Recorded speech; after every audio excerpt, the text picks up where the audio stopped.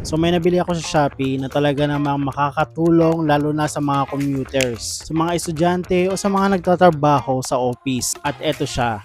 Hindi to Xiaomi scooter, pero kita nyo, nakamukhang kamukha niya yung sikat na Xiaomi scooter. Nagkakahalaga lang yan ng 8,000 pesos. I-compare mo sa Xiaomi scooter na 15,000 o minsan nagsisale ng 12,000.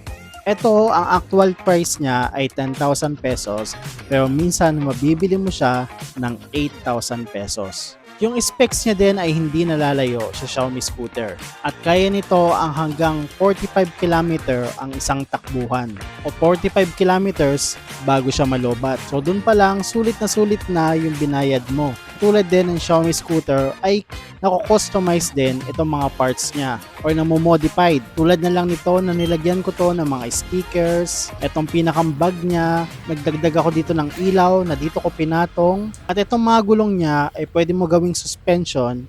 At ito naman pinakang gulong niya ay pwede mong palitan ng honeycomb tires. Tulad ng typical na Xiaomi scooter, pwede mo gawin sa kanya lahat ng yon. Almost 4 months ko na din simula nang nabili ko to at masasabi kong okay na okay pa din yung takbo niya. Yung mga parts din nito kapag nasira, mabibili mo lang din online katulad ng Xiaomi scooter. Kaya kung interested kayo dito sa napakagandang scooter na nabili ko, iiwan ko lang yung link ng shop nito dito sa may comment section. Pwede nyong i-copy yon at i-paste sa browser nyo. Kung nagustuhan nyo itong video, pwede kayong mag-like, subscribe at i-share na din itong video.